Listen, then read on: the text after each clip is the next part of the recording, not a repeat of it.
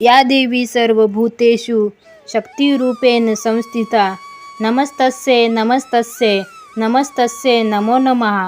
तुम्हा सर्वांचं माय लाईफ व्लॉग्समध्ये मी खूप खूप स्वागत करते. तुमच्या सर्व इच्छा आकांक्षा देवी पूर्ण करो ही देवीच्या चरणी प्रार्थना करते आणि व्हिडिओला सुरुवात करते. सध्या नवरात्र सुरू आहे आणि लवकरच विजयादशमी येणार आहे. नवरात्रीमध्ये घटस्थापना, कुंकुमार्चन, दुर्गा सप्तशतीचे पाठ या सर्व सेवेनंतर महत्त्वाची एक सेवा आहे. तिला आपण म्हणतो कन्यापूजन किंवा कुमारिका पूजन. प्रत्येक स्त्रीला निसर्गाची एक देणगी आहे, ती म्हणजे मातृत्वाची. आणि नवरात्रीतील जो उत्सव असतो तो असतो मातृत्वाचा सन्मान, मातृत्वाचा गौरव. देवी माता तर संपूर्ण विश्वाची जननी आहे. प्रत्येक स्त्रीमध्ये देवीचा अंश आहे आणि म्हणूनच नवरात्रीमध्ये देवीचा अंश म्हणून, देवीचं स्वरूप मानून कुमारिकांचं म्हणजे छोट्या मुलींची पूजा केली जाते. ज्यांचं वय 2 ते 10 वर्ष आहे अशा मुलींची देवी समजून पूजा केली जाते. त्यांचा गौरव केला जातो, सन्मान केला जातो. यालाच कन्यापूजन असं म्हणतात. नवरात्रीमध्ये कन्यापूजन कसं करावं, कोणत्या दिवशी करावं, त्याचा नेमका विधी काय आहे हेच माहिती आजच्या व्हिडिओमध्ये बघणार आहोत.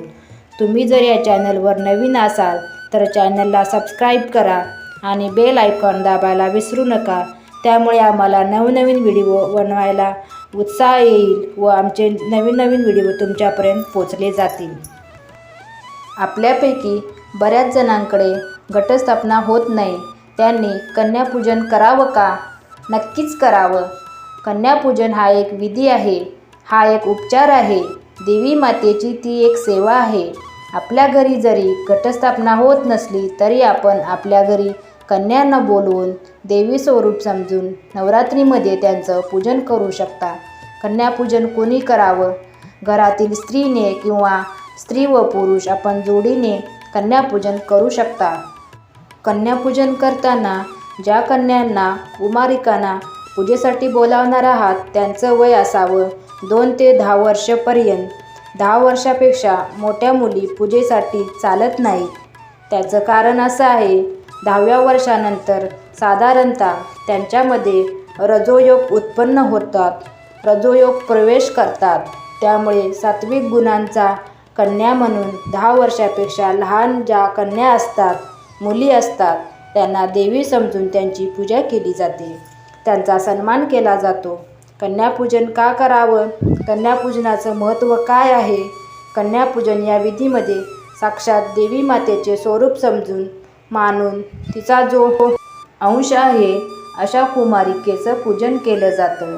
कन्यापूजन केल्याने आपल्या घरामध्ये नेहमी चांगलं आरोग्य राहतं, सुख शांती राहते, प्रसन्नता राहते, दारिद्र्य नाहीसे होते, आपल्याला प्रत्येक गोष्टीत यश येते, कुटुंबातील वादविवाद सर्व मिटून जातात, आपलं घर रोगमुक्त होतं, ऐश्वर्य प्राप्त होतं. कारण आपण साक्षात देवी मातेची सेवा करत असतो. परंतु यामध्ये भाव महत्त्वाचा आहे. मनोभावे या सेवा कराव्या लागतात. यामध्ये कुठलीही शंका कुशंका मनात आणायची नाही. आपल्याला जर कुठेच मुली मिळाल्या नाहीत तर अनाथ आश्रमात ज्या ठिकाणी छोट्या मुलींची पूजा करा, त्यांचा सन्मान करा. आपल्याला जमेल अशा परीने काहीतरी दान द्या, अन्नदान द्या. कन्यापूजन कधी करावं? नवरात्रीमध्ये सप्तमी, अष्टमी व नवमी या 3 दिवशी कन्यापूजन करणं अत्यंत फलदायी मानलं जातं. परंतु आपल्याला शक्य असेल तर नवरात्रीच्या प्रत्येक दिवशी आपण कन्यापूजन करू शकतो. रोज आपण एका मुलीला बोलवून तिचं जर पूजन केलं तरी चालेल. नवरात्रीच्या ज्या दिवशी आपल्याला शक्य आहे त्या दिवशी कन्यापूजन करावं. ज्यांना सप्तमी, अष्टमी व नवमी या दिवशी शक्य असेल त्यांनी त्या दिवशी कन्यापूजन करावं. 2 वर्षाची जी कन्या असते तिला कुमारिका म्हणतात. तिचं पूजन केल्याने दारिद्र्य नाहीसे होतं. 3 वर्षाची जी कन्या असते तिला त्रिमूर्ती म्हणतात.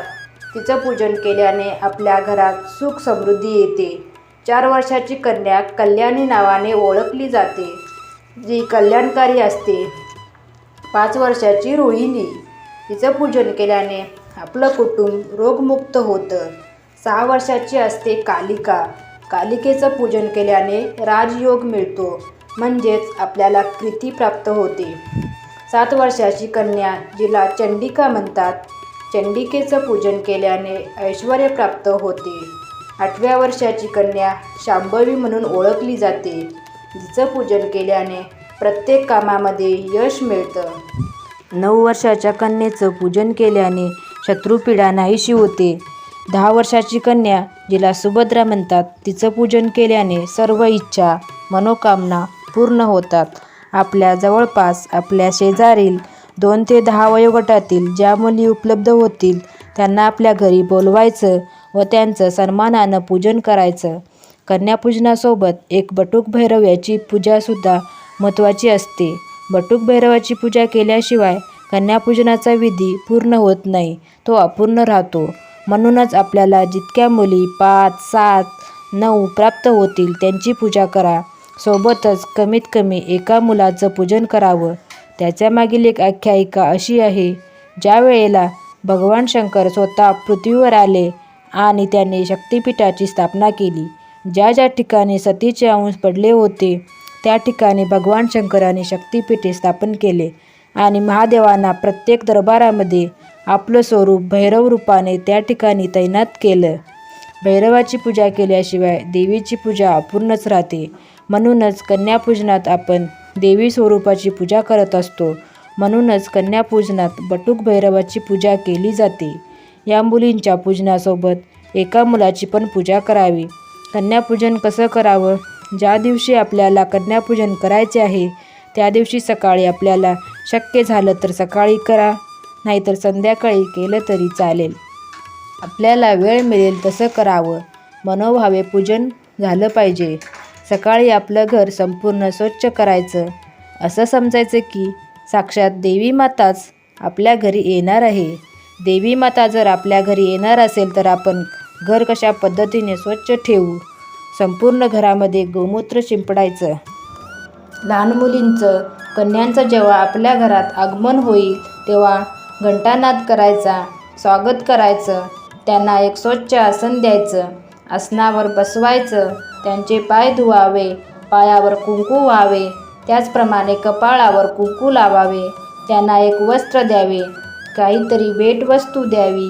देवीच्या आवडत्या वस्तू ज्या आहेत, वेणी, फणी, गजरा या पद्धतीच्या वस्तू द्यायच्या. दक्षिणा द्यायची. त्यांचं दर्शन घ्यायचं. देवी स्वरूप समजून त्यांची पूजा करायची. पूजा करून झाल्यावर त्यांचे आवडीचे पदार्थ, गोडाचे पदार्थ त्यांना मायेने, प्रेमाने खाऊ घालायचे. हा संपूर्ण विधी आपण मनोभावे करा. नक्कीच आपल्याला साक्षात देवी माता आपल्या घरी येऊन आपल्या हाताने केलेलं भोजन तिने ग्रहण केले अशी अनुभूती आपल्याला येईल. ते समाधान खूप वेगळं आहे. ते आपण शब्दांमध्ये सांगू शकत नाही. ते आपण अनुभवावं.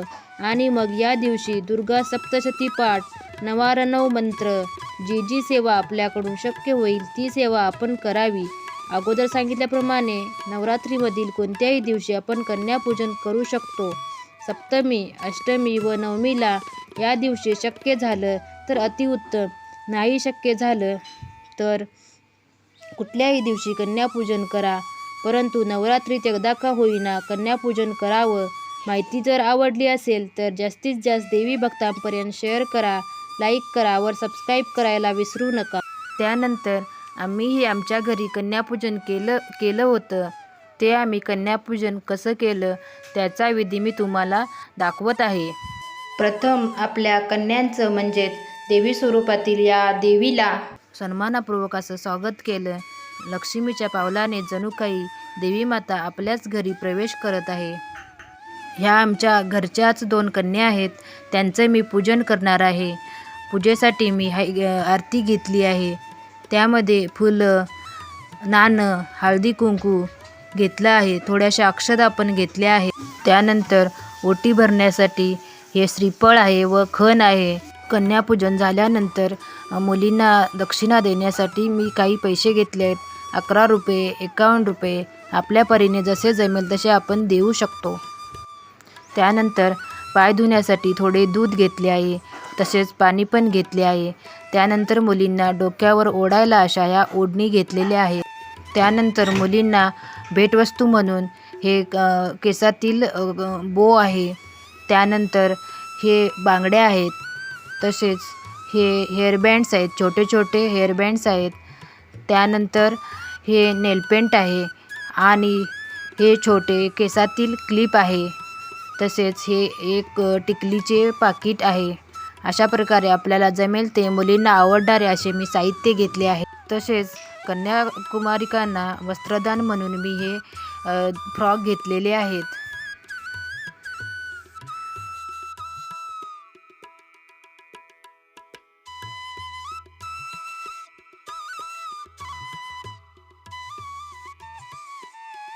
त्यानंतर प्रथम मी त्यांचे पाण्याने पाय धुवून घेते.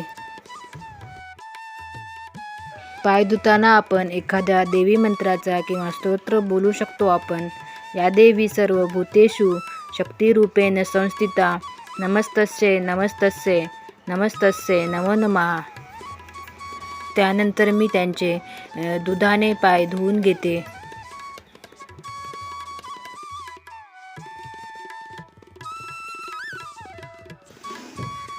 त्यानंतर स्वच्छ नॅपकिनने त्यांचे पाय पुसून घेतले.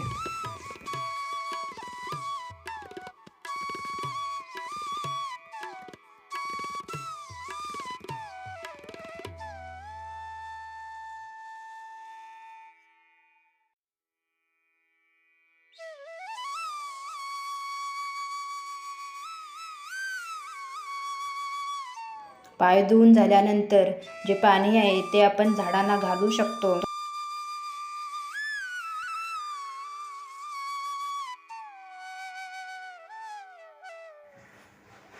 त्यानंतर मी पायांवर हळदी कुंकवाने स्वस्तिक काढून घेतले.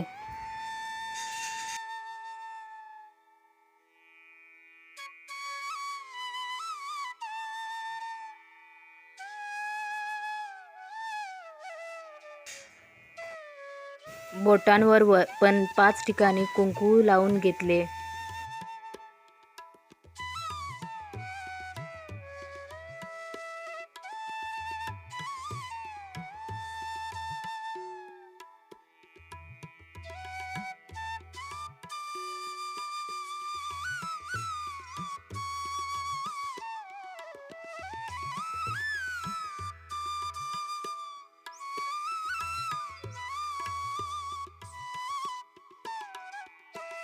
त्यानंतर या कुमारिकांच्या कपाळावर कुंकू लावून घेतले व दोघींचे अक्षता वाहून औक्षण करून घेतले.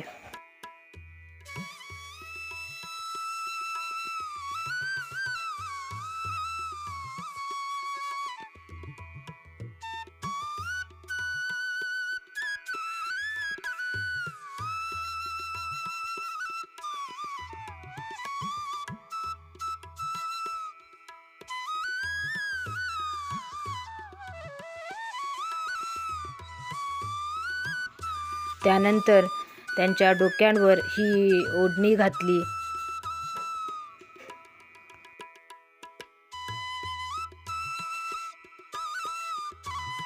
त्यानंतर ज्या काही भेटवस्तू घेतल्या त्या आम्ही त्यांना दिल्या.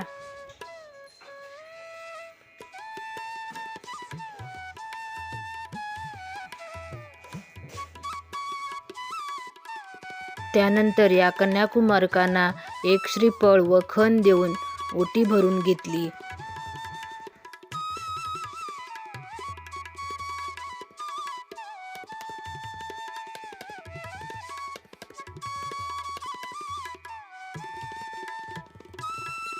त्यानंतर कन्याकुमारिकांना मी हे वस्त्रदान म्हणून फ्रॉक घेतलेले ते मी दिले. तुमच्या परीने तुम्हाला जमेल तसे तुम्ही देऊ शकता. तसेच कुमारिकांना दक्षिणा दिली. त्यानंतर देवी स्वरूपातील या कन्यांचे मी दर्शन घेतले. कन्याकुमारिका पूजन झाल्यानंतर कुमारिकांना काहीतरी गोड पदार्थ खायला द्यावा किंवा दूध प्यायला द्यावे किंवा नुसती साखर जरी दिली तरी चालेल. अशा प्रकारे आपला हा कन्यापूजनाचा विधी येथे संपन्न होतो.